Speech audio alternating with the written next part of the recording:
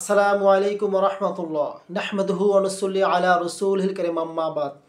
সম্মানিত সুধী, আজকের আলোচনার বিষয় হলো যাদের বাচ্চা কাচ্চা হচ্ছে না, বন্দা স্ত্রী, তাদের জন্য বেশ আমার আজকের এই আমলটা তাদের জন্য বেশ উপকার হবে এবং যারা নিত্য নতুন জিনিস আবিষ্কার করে তাদের জন্য বেশ উপকার হবে।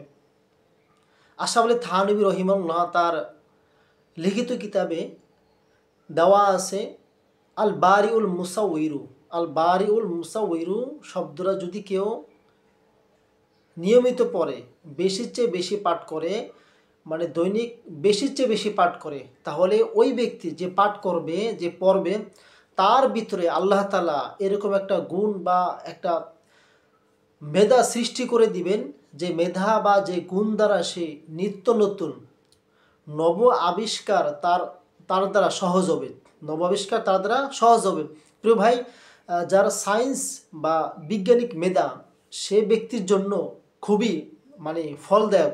কারণ কিছু কিছু মানুষের এমন এমন গুণ রয়েছে যে সে নিত্য নতুন নতুন এই ডিজিটাল যুগ জমানায় এমন এমন বিষয় আবিষ্কার করে যে সমাজের মানুষকে বা এলাকার সকল লোককে সে তাক লাগিয়ে দেয়।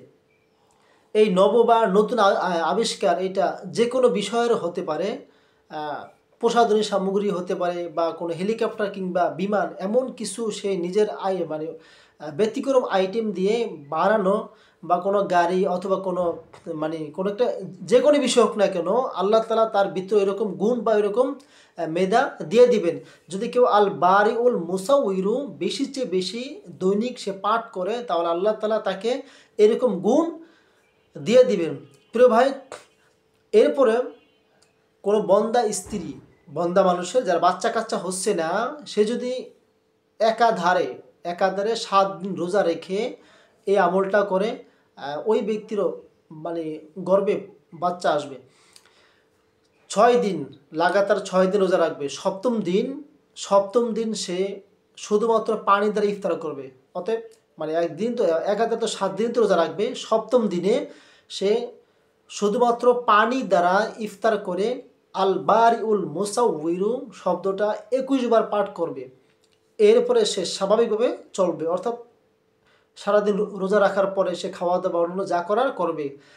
অচিরেই ইনশাল্লাহ ওই মহিলার গর্ভে বাচ্চা আসবে। প্রিয় ভাই, এই 2টি আমলের কথা বললাম, যাদের যেটা পসিবল হয় তারা ইনশাল্লাহ আমল করার চেষ্টা করবে। বিশেষ করে বন্দা স্ত্রী, এই বাচ্চা কাচ্চা হচ্ছে না, বাচ্চা কাচ্চা নেই, বাচ্চা কাচ্চা না থাকার কারণে কত টেনশন বা কত চিন্তা, কত মানুষের কাছে যাওয়া লাগে, কত তাবিজ কবজ, কত পদ্ধতি বা কৌশল অবলম্বন করা লাগে। প্রিয় ভাই, টেনশন তো আসবে, বাচ্চা কাচ্চা নাই সেই বোঝে কত বাচ্চা কাচ্চা না হওয়ার কত কষ্ট। অতএব আপনারা এই আমলটা করে দেখেন, ইনশাল্লাহ অচিরেই ফলদায়ক হবে।